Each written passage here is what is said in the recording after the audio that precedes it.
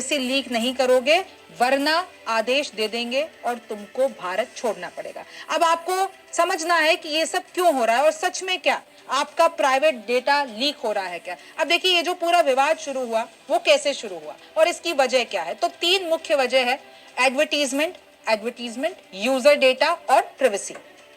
अब ये तीनों चीजें समझाऊंगी मैं आपको, लेकिन ये मुद्दा कैसे शुरू हुआ। जनवरी 2021 में व्हाट्सएप का एक अपडेट आया प्राइवेसी पॉलिसी का, और ये प्राइवेसी पॉलिसी का अपडेट आते ही ये पूरा मामला शुरू होता है जनवरी 2021 से। अब मेटा का हिस्सा होने के नाते ये कहा गया कि भाई यूजर्स जो व्हाट्सएप पर अपनी प्राइवेसी या अपना प्राइवेट डेटा रखते हैं उसको हम फेसबुक, इंस्टाग्राम से भी शेयर करेंगे। ये प्राइवेसी पॉलिसी आई कि भाई जो यूजर का डेटा है वो फेसबुक के भी पास जाएगा, इंस्टा के भी पास जाएगा, जो व्हाट्सएप का डेटा है आपके प्राइवेट डेटा को बाजार में बेचा जाएगा, ये कहा गया। और लिटरली ऑप्शन दिया गया यूजर्स को कि या तो ये बात मानो, या तो ओके करो, या फिर अपना व्हाट्सएप अकाउंट डिलीट कर दो। यानी यूजर को कोई ऑप्शन नहीं दिया गया। मार्केट सर्विस और ऑफरिंग में आपका ये निजी डेटा इस्तेमाल होगा, यूजर्स के लिए सर्विसेज बेहतर करने के लिए इस्तेमाल होगा, मेटा को बेहतर बनाने के लिए इस्तेमाल होगा आपका डेटा।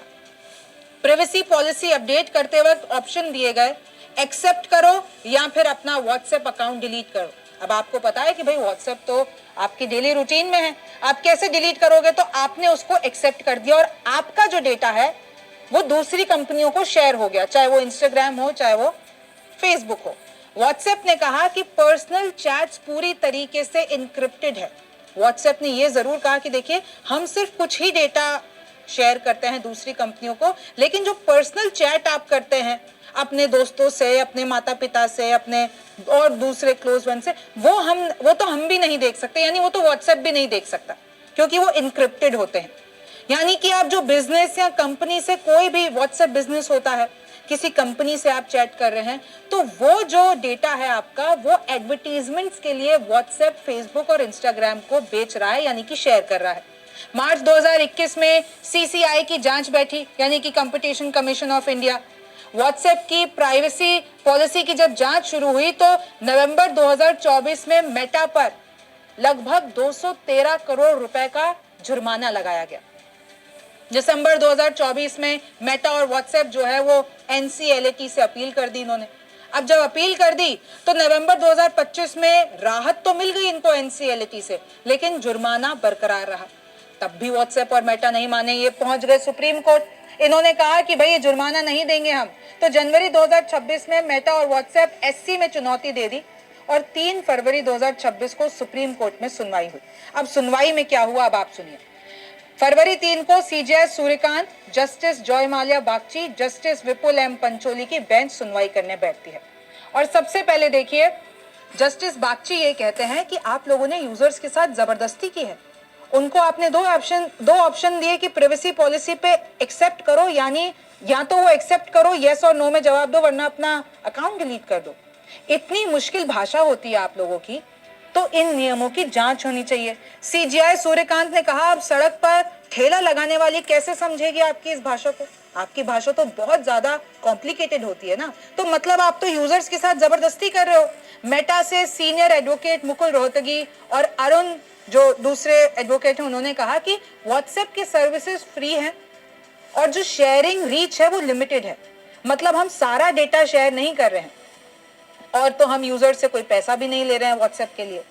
पहुंच यूजर्स के पर्सनल मैसेजेस तक नहीं है। व्हाट्सएप ने ये क्लियर किया कि भाई हम यूजर्स के पर्सनल मैसेजेस नहीं पढ़ रहे हैं, हम सिर्फ जो वो कंपनी के साथ जो भी एक्टिविटी कर रहे हैं उसको हम विज्ञापन के लिए इस्तेमाल कर रहे हैं ताकि हम यूजर्स को उस तरीके का विज्ञापन दे पाए। आपको देखा होगा ना, कभी आप बात कर लेते हैं जैसे, तो बहुत बार इस पे शक भी, आप कभी जूते की बात कर रहे हैं, कहीं आपने एक साइट पे जूता देख लिया, आपको खरीदना है, तो अब आपको इंस्टाग्राम पर भी ऐड आएगी, फेसबुक पर भी ऐड आ जाएगी, व्हाट्सएप पर नोटिफिकेशन आ जाएगा।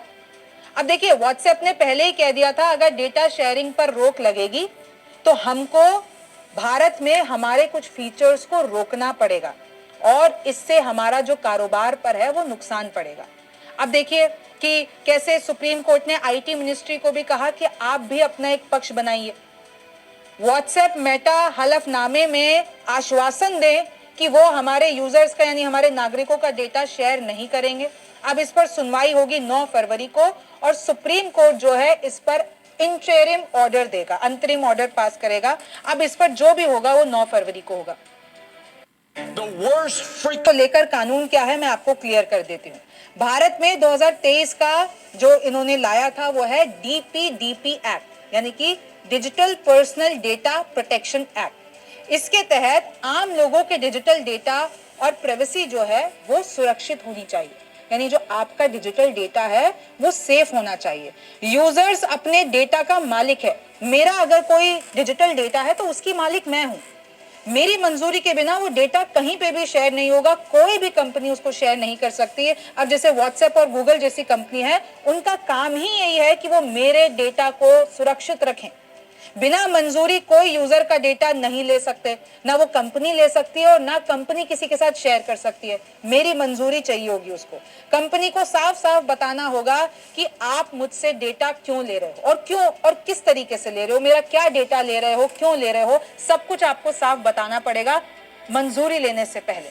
टेम्परेरी तौर पर अगर आपने कोई डेटा लिया है, जैसे देखिए आप डिलीवरी कराते हैं और टेम्परेरी तौर पर अगर आपने अपनी एड्रेस डाली है, तो कंपनी को वो सर्वर से डेटा डिलीट करना होगा। अगर वो सिर्फ टेम्पररी तौर पर लिया गया है तो कंपनी ये डेटा कहीं और शेयर नहीं कर सकती है। और अगर कंपनी ने लापरवाही की, डेटा लीक किया, तो उस पर 250 करोड़ रुपए का जुर्माना लग सकता है। और यही व्हाट्सएप और मेटा के साथ हुआ, क्योंकि इन लोगों ने हमारा जो डेटा है वो आगे शेयर कर दिया। अब देखिए भारत की आबादी कितनी है, 140 करोड़, और आपको पता है कि व्हाट्सएप यूजर्स कितने हैं, 85 करोड़। यानी 140 करोड़ में से 85 करोड़ जो हैं और इससे भी कहीं ज्यादा लोग व्हाट्सएप यूज करते हैं। यानी कि भारत में जितने लोग इंटरनेट इस्तेमाल करते हैं उसमें से 97% व्हाट्सएप चलाते हैं। तो सोचिए कि व्हाट्सएप के लिए भारत कितना बड़ा मार्केट है। अब ये कैसे काम करता है, जैसे ये यूजर है, यानी मैंने किसी को मैसेज किया, तो मैंने यहां से, मैं यूजर ए हूं और किसी को मैं कर रही हूं तो यूजर बी है।